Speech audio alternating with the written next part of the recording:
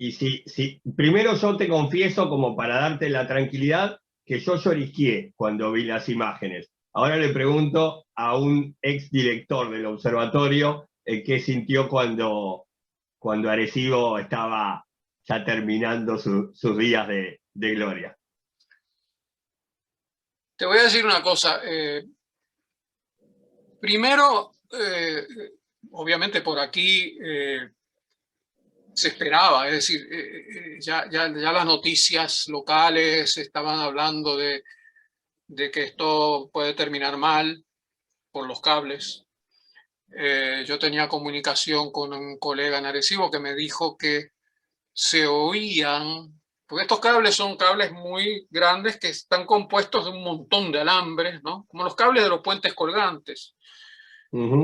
Pero se oía cada tanto un pop cuando se rompía uno de esos cables que forman el cable principal, ¿no?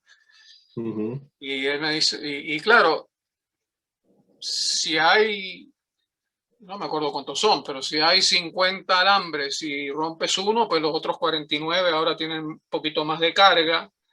Rompes otro, pues la carga es mayor, la tensión es mayor en el cable. Y de hecho, por eso llegó un momento en que no se permitió que la gente, que nadie subiera a la plataforma porque se esperaba la posibilidad, a menos que se pudiera estabilizar, y todos estábamos esperando que algún tipo de estudio de ingeniería pudiera determinar quizá cómo balancearlo para que no ocurriera lo que ocurrió. Cuando oí la noticia, no me causó, no sé, yo te diría que tardó un poquito en entender lo que era para mí inconcebible.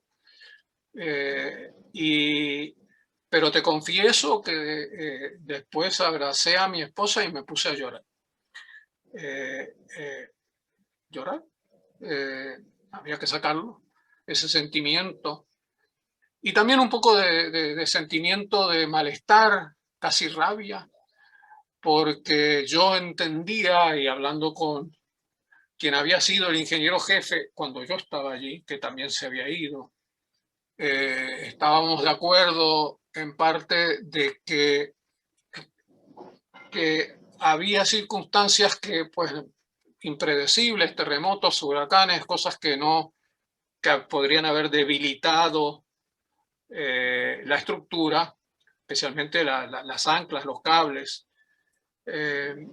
Yo me acuerdo muy bien cuando primero llegué a ser director del observatorio y en nuestras primeras reuniones con los jefes de diferentes departamentos, que el ingeniero Maldonado me dijo: todo lo que se rompe allá arriba, todos los motores, todas las ruedas, todas las vías, todo eso lo podemos arreglar, me dijo, ¿no?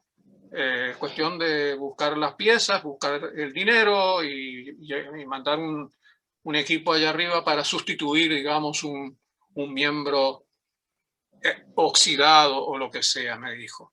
Pero lo que no podemos arreglar es si se nos rompe un cable. Y por eso él tenía un programa muy estricto de inspección de esos cables. Él tenía un carrito con un motor con dos rueditas, como una góndola que colgaba de un cable, y había una persona que subía con el motor, el cablecito, y lo inspeccionaba para ver alguna rotura o alguna mancha de óxido y pintar el cable. Es decir, porque estamos en un clima tropical, húmedo, salitroso, así que había mucho esfuerzo en cuidar esos cables. Y Obviamente en un momento no lo hubo más. ¿Eh? Y en un momento no lo hubo más, Daniel. Ese Bueno, cuidado o ese mantenimiento. yo sospecho que no con el cuidado necesario. Y eso ocurre también porque hubo, yo creo, un mal manejo de lo que fueron las transiciones administrativas que se hicieron. Después que yo me fui, así que yo no tenía nada que ver con eso, pero sé, y me consta, porque, digamos, no era un grupo tan grande de ingeniería, de hecho era un ingeniero jefe y un segundo mando.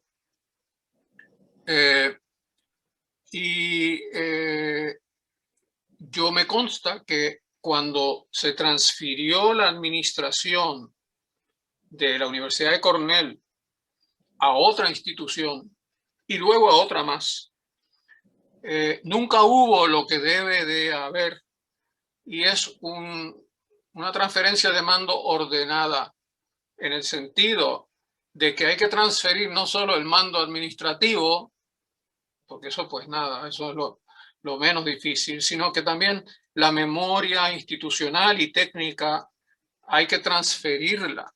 Y especialmente cuando estamos hablando de un instrumento único, complejo y del cual no hay otro.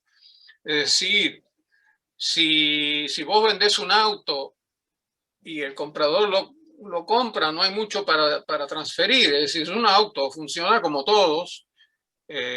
Si sos una buena persona, le vas a decir, mira, cambiarle los frenos porque ya están medio gastaditos, ¿verdad? O la batería no te va a durar mucho, y le vendes el auto y ya, transferiste ese conocimiento, pero no es difícil. Pero en el caso de un instrumento como el Observatorio de Arecibo, con 10.000 tornillitos y 10.000 secretos y cables y tensores y cosas que tenían su función, el único que sabía, que lo conocía como la palma de su mano, era el ingeniero Maldonado. Y a mí me consta que él nunca, nadie nunca lo llamó para, digamos, lo que se llama en inglés un debriefing, ¿no? Es decir, mira, te invitamos, te pagamos, aunque te hayas retirado, para que nos des de tu conocimiento acerca de qué es lo que hay que cuidar, ¿no? ¿Qué es, cómo están los frenos, ¿no? Y eso nunca ocurrió. Y entonces viene un ingeniero nuevo, o dos, o lo que sean. Yo no regresé al observatorio después de irme, aunque me habían invitado, pero no fui. Pero es insólito, para mí es insólito que no haya eso que pasa, debe pasar en todos lados cuando hay un cambio de mando. Y yo creo que ahí quizás ciertas cosas importantes quizás no aparentaban ser tan importantes a la nueva administración, a los nuevos ingenieros. Y yo creo que no estoy echando la culpa nada más que a eso, pero ciertamente eso fue un factor, porque nada más que por el hecho de no invitar al ingeniero que es el único que conoce todo, porque él estuvo ahí 30 años. Todas las transformaciones que hubo en el telescopio, todos los cambios que se le hicieron, todos los nuevos cables, todo el nuevo balanceo que se hizo, y donde las cosas estaban en su límite, digamos, o había que cuidar mucho, eso no se hizo. Y yo creo que eso ciertamente parte del quizás descuido, porque al fin y al cabo se aflojaron unas cosas allá arriba. Sí, yo le digo, pero Maldonado, digo, si yo ya sé que hay algo flojo ahí arriba, ¿vos crees que yo sigo? Estábamos yo hablando con él el otro día, porque todavía hablamos. Yo paro todo inmediatamente. O sea, no sigo como si nada. Paro todo inmediatamente y mando a inspeccionar. Y si hay que arreglar, paro todo, y aunque haya que gastar 1.000.000, se gasta, porque si no se viene abajo. Un poco lamentablemente, como vemos estos días en este famoso edificio en la Florida, en Miami. Tal cual. Donde tú ves que hace 3 años se hizo un informe de ingeniería, en este caso se hizo un informe, según las noticias que he oído, donde en las columnas que están sujetas en la Florida a agua subterránea y oxidación, habían explotado las varillas en las columnas. Cuando eso ocurre, tú tienes que parar todo, no puedes esperar 3 años. Y seguramente va a haber un tremendo lío legal más adelante, no lo dudo. Pero Vos dijiste del radiotelescopio de Arecibo, muy bien descrito, por cierto, como una herramienta única.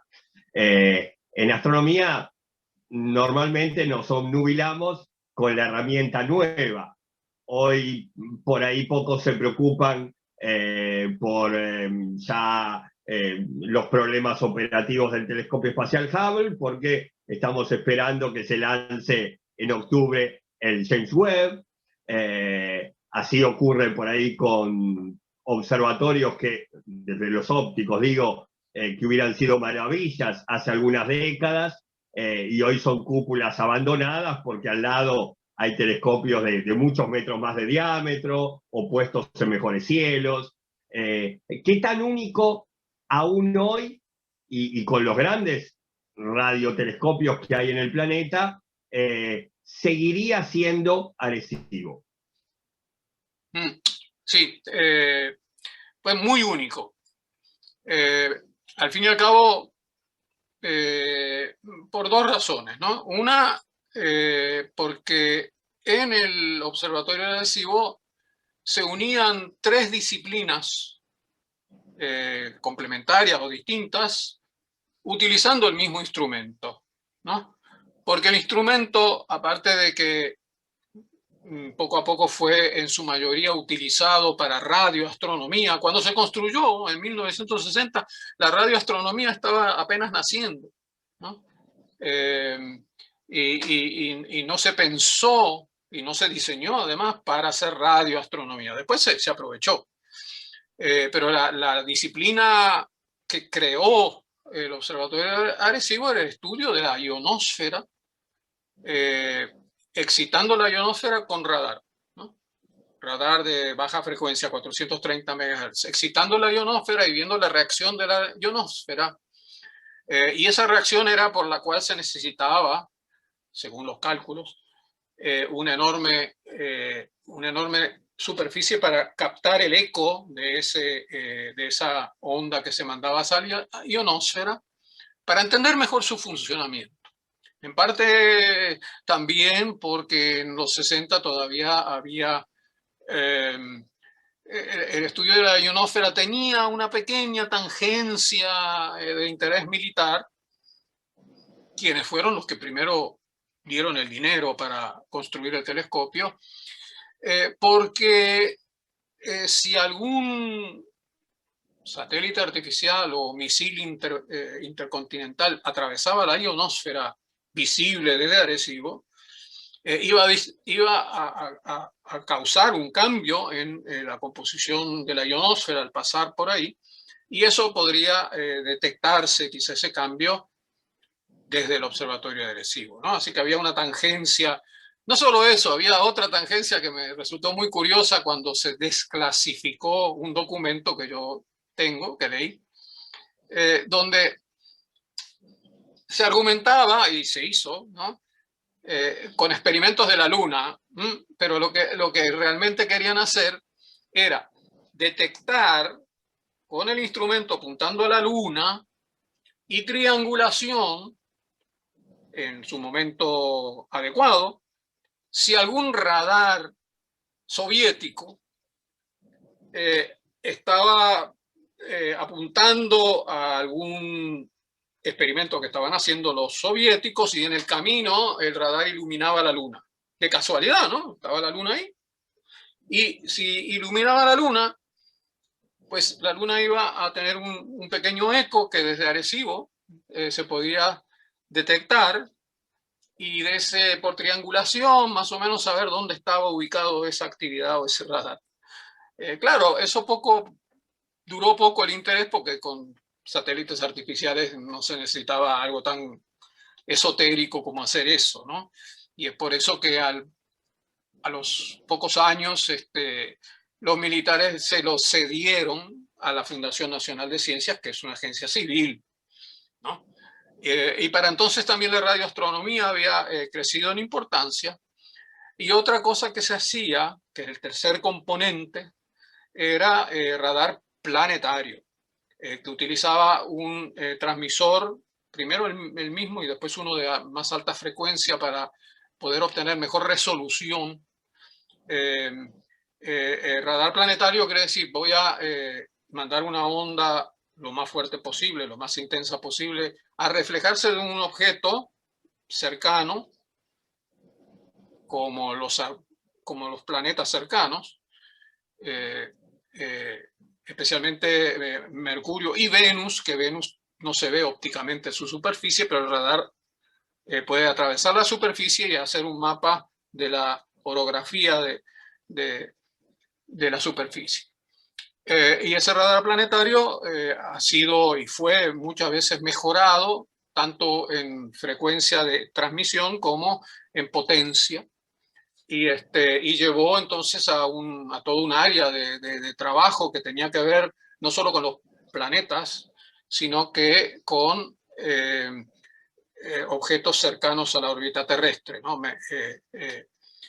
Meteoros o asteroides, digamos, pequeños pedazos, 30 metros que se acercan, tú puedes iluminarlos y ver su rotación, estudiar su órbita, obviamente con interés de que no nos deje a nosotros como a los dinosaurios. Claro. Pero así que se unían esas tres disciplinas. De hecho, había tres unidades científicas: Atmospheric Sciences, Planetary Sciences, en radioastronomy, ¿no? Eso no lo ves en ningún otro instrumento. Primero porque no tienen transmisor. Si no tienes un transmisor no puedes hacer las otras dos áreas de investigación.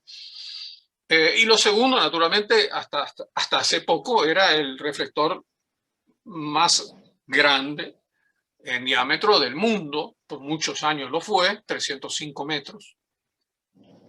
Y claro, todos sabemos que cuanto más grande el reflector, más sensitivo puede ser el instrumento.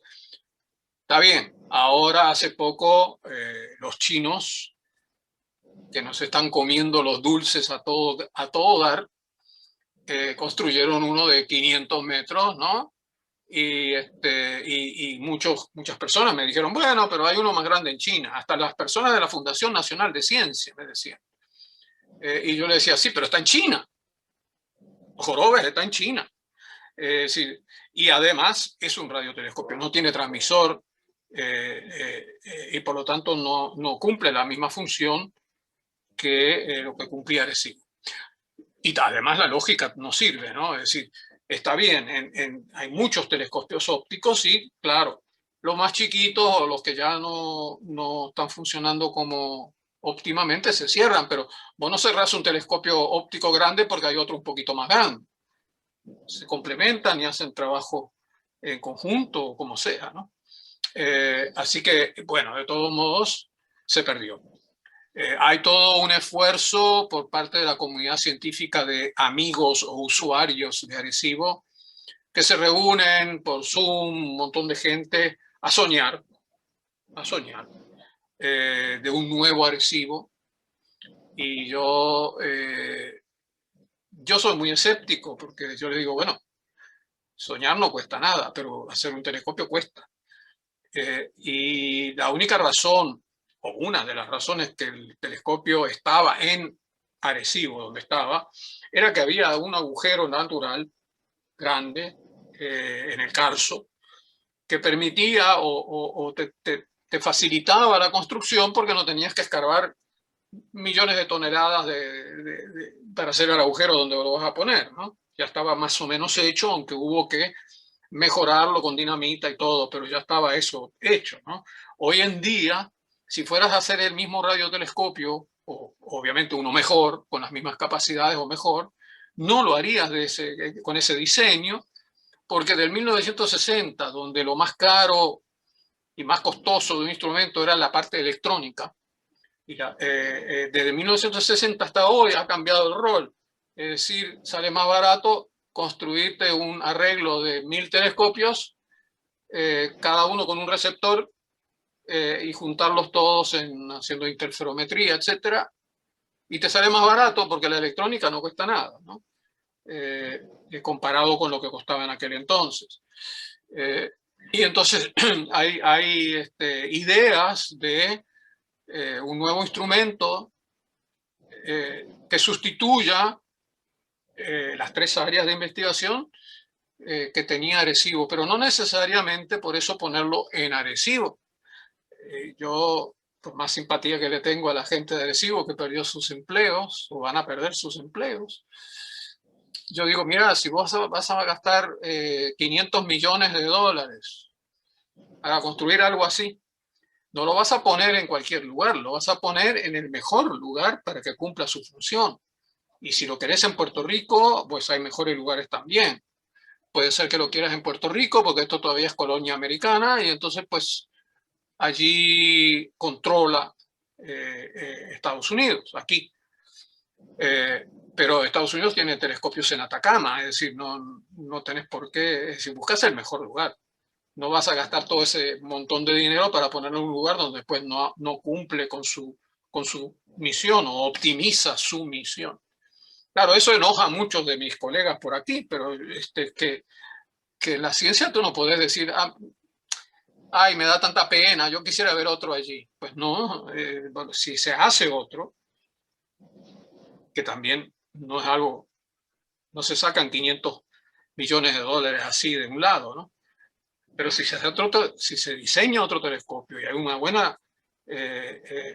buena razón científica de decir esto sí va a ser un buen instrumento, y puede haberlas, si las hay, pero entonces vas a buscar el mejor sitio y el mejor diseño para ponerlo, y no tiene por qué ser en Arecibo ni en Puerto Rico, a menos que sean por cuestiones geopolíticas, ¿no?